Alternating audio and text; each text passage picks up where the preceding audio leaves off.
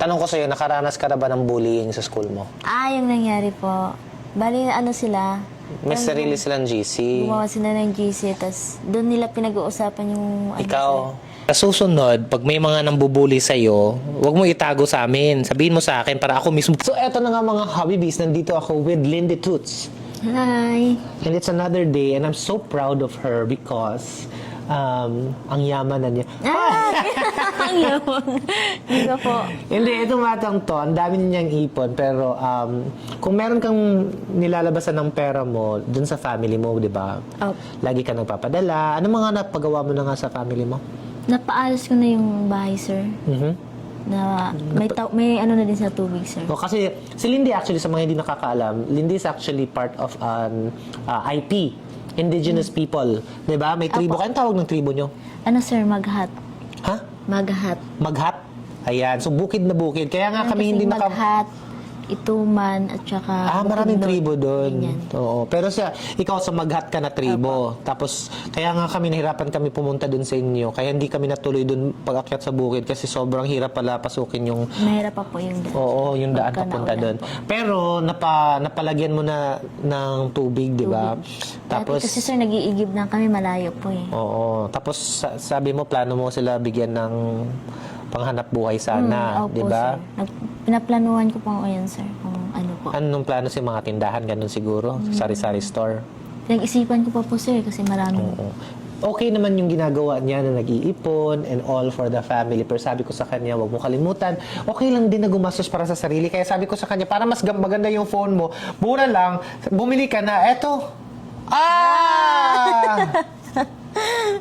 Yay! Very first iPhone. Hindi Yes, hindi yan opo. gift namin ni Habiray. Siya talagang bumili niyan sa sarili niya. Oh, 'di ba? Congrats sa bago mong iPhone. Thank you po. Bagong iPhone na ako. Kamusta naman school mo? Okay naman po, sir. Maganda ang grades mo? Sabi ni Ray, mataas daw grades mo, 90 up. Opo. Oo. Anong pinakamahirap na subject para sa iyo? Ano po ata, sir?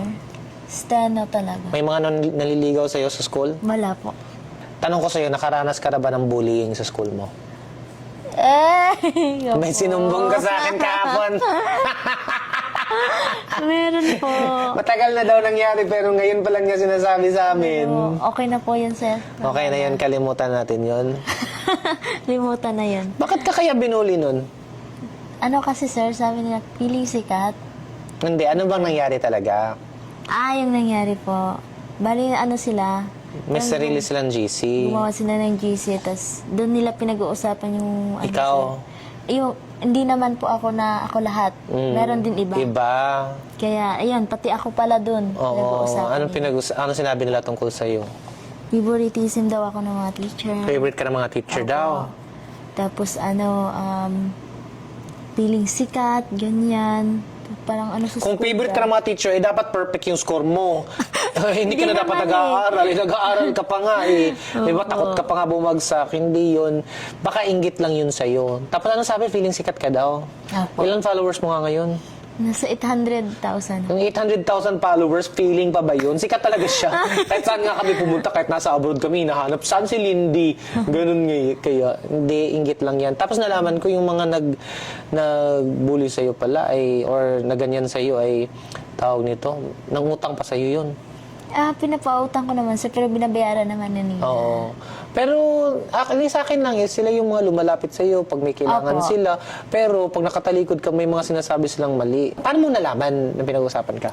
Bale yung ano nila, may isa silang kaibigan na ganyan, na andun din sa GC.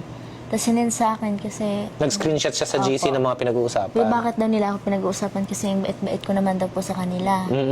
Kaya yun, siya naawa sa akin. Ganun. Oo. Tapos, Tapos nung nalaman mo, anong ginawa mo? ano ko sila, sir, minention ko sila sa GC. May GC kasi. Oo, diniretso mo sila. Opo. Sabi ko, ano bang, kasalanan. Sabi mo sa mga bruha kayo. Ay, hindi po. Sinabi ko, ano bang mali ko? Bakit niyo ako pinag-uusapan? Oo. Dapat, kinausap niyo ako ng personal. Yun naman talaga ang tama. At ang tunay na kaibigan, kung may problema sa'yo, dapat diretsyo sasabihin sa'yo. Opo.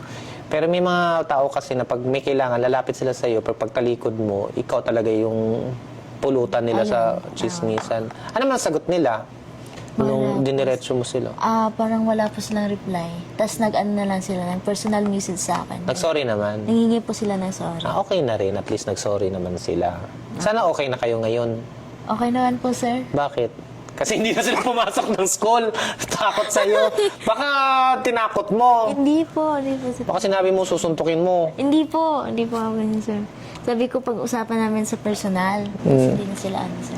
Alam mo, kahit anong gawin mo sa buhay, meron at meron talagang kontrabida.